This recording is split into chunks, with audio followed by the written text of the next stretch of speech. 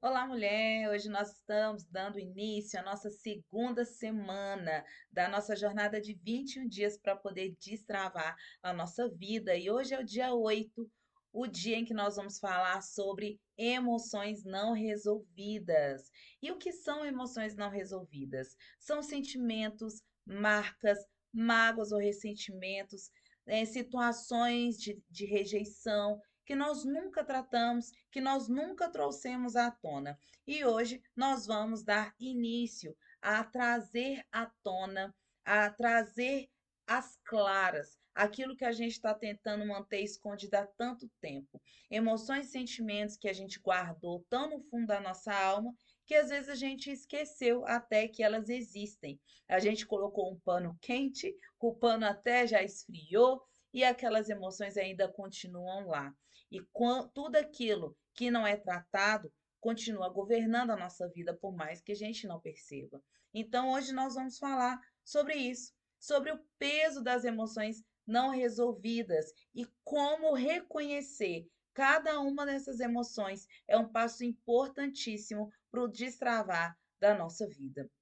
Muitas vezes, igual eu falei, nós carregamos essas marcas, essas dores que não foram tratadas, dores antigas, do passado, da infância, da nossa adolescência, que seja, mas que ficam guardados lá no cantinho do nosso coração. E de uma forma muito silenciosa, elas acabam se transformando num fardo, numa carga tão pesada que você não consegue suportar. E ela vem nos acompanhando dia após dia. Esses pesos acabam sendo pesos invisíveis, mas que estão lá.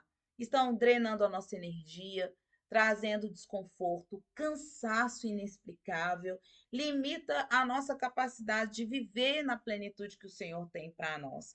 Às vezes você não percebe de imediato, mas a alma sobrecarregada, ela se manifesta nisso, na falta de paz, dificuldade de avançar, numa sensação constante desse cansaço interior.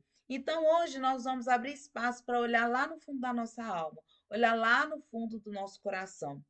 Precisamos sim trazer à tona emoções que estão adormecidas, mas pelo fato delas não terem sido tratadas, elas estão governando silenciosamente a nossa vida, né? Essas lembranças dolorosas é como se fossem pedras que nós colocamos numa mala e insistimos em carregar. No início, nesse primeiro momento, começa a ser até ser suportável, mas à medida que o tempo vai passando, a gente vai segurando aquilo e vai trazendo um peso muito grande, que a gente chega ao ponto de não conseguir mais suportar. Começa a ser exaustivo.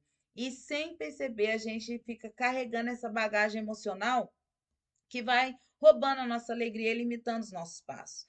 Esses pesos interiores, eles se manifestam de forma muito distintas. E você vai pensando aí quais são essas sensações e quais são as emoções que estão relacionadas a isso. Esses pesos interiores se manifestam como ansiedade e insegurança, como se a gente estivesse sempre em alerta, esperando que algo ruim aconteça. Reações desproporcionais com a realidade do momento. Às vezes você tem uma reação que não se condiz com a realidade da situação. É extremamente exagerada. É aquela frase que todo mundo fala, está fazendo tempestade em copo d'água, mas por quê que está fazendo tempestade em copo d'água? Porque às vezes uma coisa tão simples te dói tanto ao ponto da sua reação ser desproporcional àquela situação, a uma frase que alguém fala, ou alguma coisa que alguém faz, ou alguma coisa que alguém deixa de fazer, aquilo se torna insuportável. Por quê? Porque existe uma emoção, existe algum trauma no seu interior que já chegou ao ponto de ser insustentável.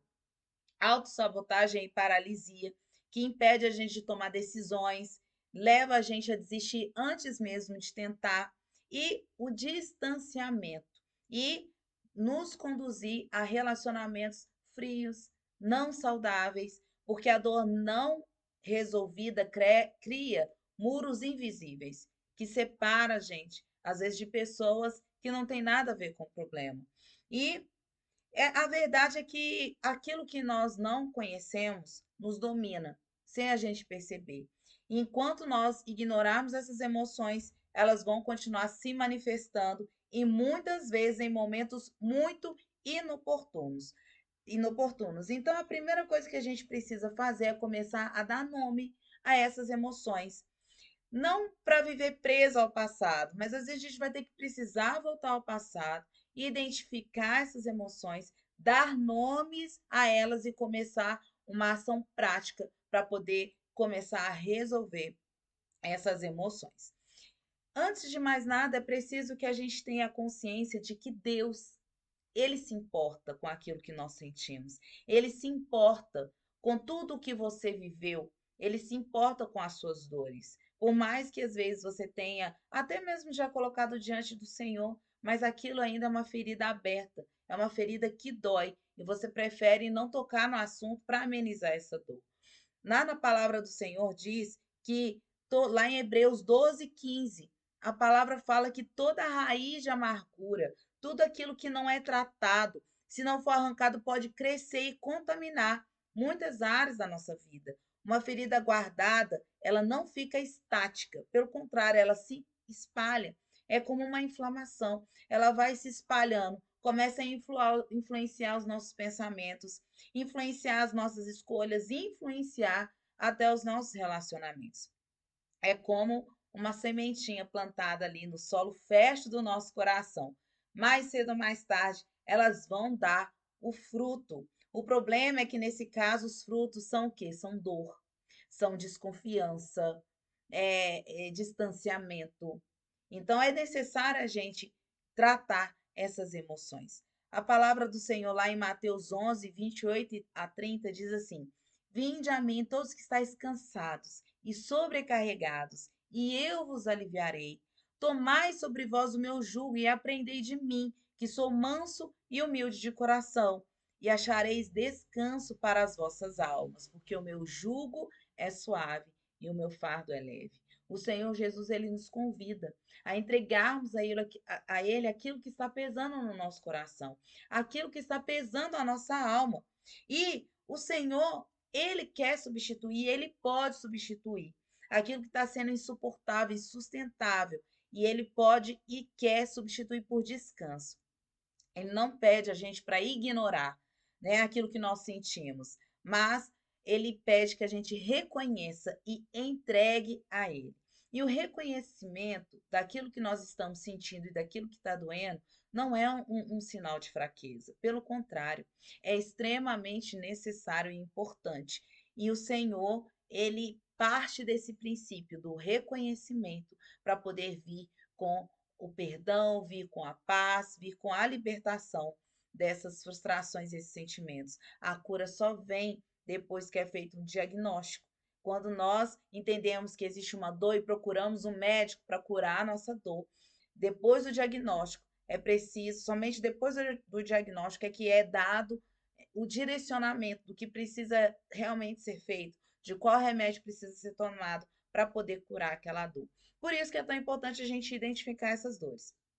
Então, parece uma coisa pequena e às vezes você acha que consegue suportar, mas pensa aí em como que às vezes você está lidando com as situações simples do dia a dia e sem saber você está permitindo que emoções antigas despertem e assumam o controle das suas relações hoje em dia. O que você tem carregado na sua mochila emocional e que não cabe mais? O que está pesado?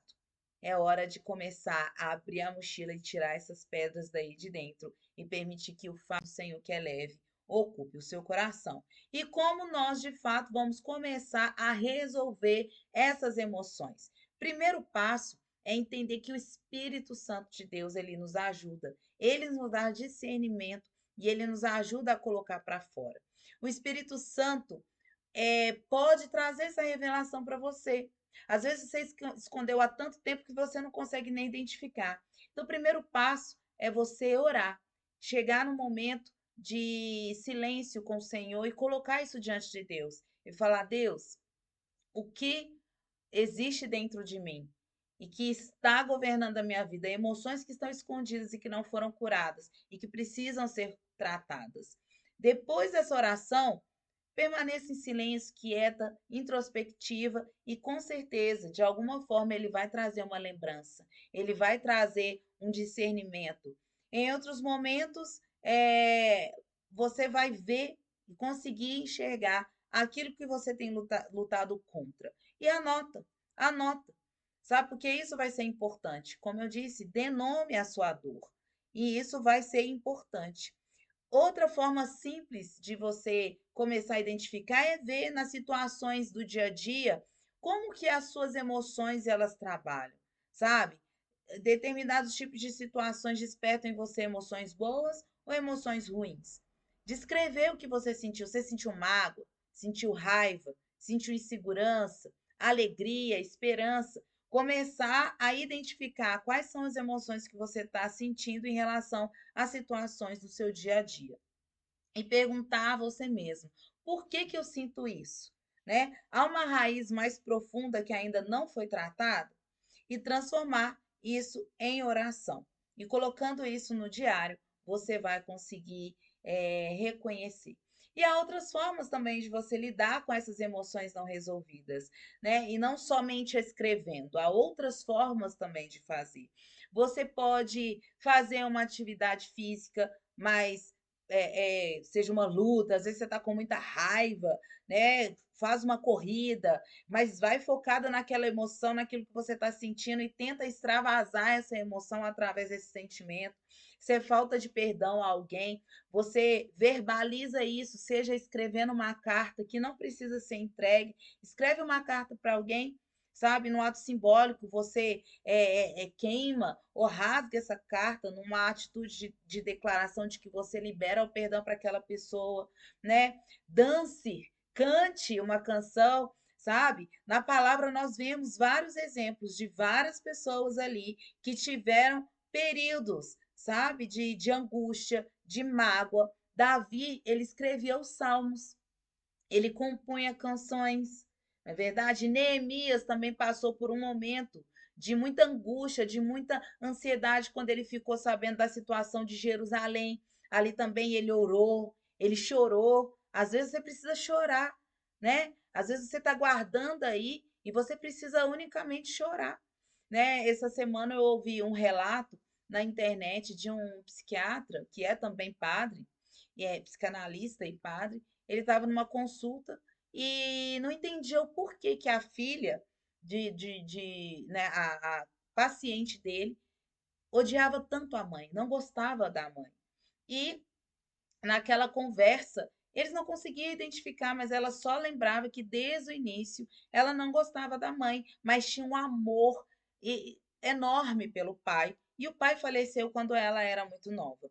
E aí ele precisou chamar a mãe para poder entender melhor, porque não conseguia se encontrar uma razão, um motivo por que a filha não gostava da mãe, porque a mãe era uma boa mãe, ela era, sabe, amável, ela era doce, ela era uma mulher, sabe, de fé, uma mulher boa, uma boa mãe, mas a filha não gostava da mãe e não entendia porque não tinha motivos para não gostar da mãe. Em conversa com a mãe, ela se lembrou que no dia do velório do pai, ela sentiu que precisava se mostrar forte para a filha. Então ela engoliu o choro, não chorou, né? E a filha pequena olhando para a mãe não chorando no velório do pai e vendo ao redor todas as pessoas chorando, qual foi o entendimento que a filha teve?